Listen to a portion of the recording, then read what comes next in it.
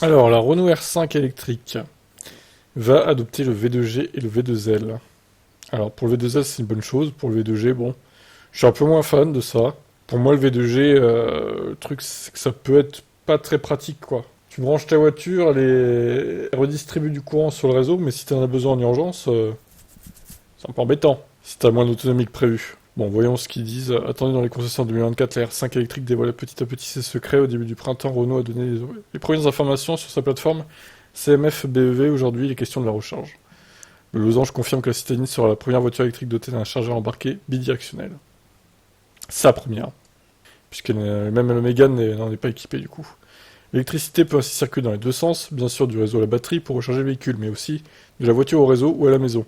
La R5 devient donc une réserve et une source d'énergie.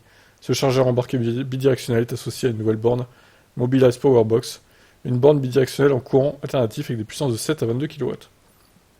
L'ensemble technique qui avec le service V2G, V2G pour véhicule to grid, soit du véhicule vers le réseau. Mobilize, la marque dédiée aux nouvelles formes de mobilité du groupe Renault, proposera ainsi le contrat d'électricité qui va bien, fourni par le partenaire The Mobility House. Grâce à ce contrat et au V2G, l'idée de recharger quand l'électricité est abondante est donc moins chère ou de renvoyer l'énergie stockée dans la maison, de la batterie à la maison, voire la revendre sur le marché de l'énergie quand les prix d'électricité sont élevés. Pour ne pas avoir de mauvaises surprises au moment de reprendre le véhicule, une application de smartphone permettra de programmer simplement cette recharge bidirectionnelle. Ah bon, ça va alors. Il suffira de dire à quelle heure on part et quel niveau de charge de batterie est souhaité à ce moment-là. Le service s'occupe de tout.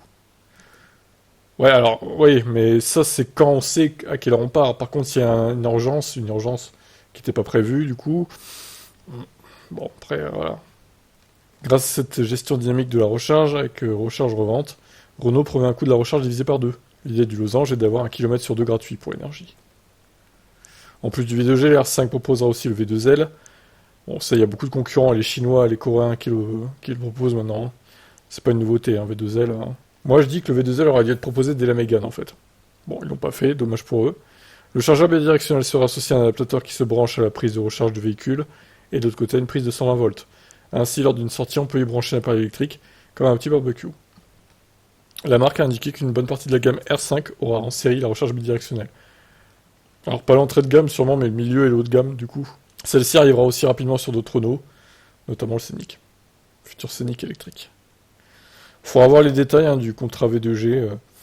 Après, le truc, c'est que la Renault R5 électrique aura une batterie pas hyper grosse. Donc ça peut faire beaucoup de cycles tout ça, hein, au fur et à mesure. Si t'as de la décharge-recharge tous les jours, ça peut un peu tirer sur la durée de vie de la batterie. Bon, après on verra. Hein. Faudra voir à quel prix aussi ils peuvent racheter l'électricité dans les cas où l'électricité peut être achetée du coup. Bon, il y a beaucoup d'interrogations encore. Vous en pensez quoi vous?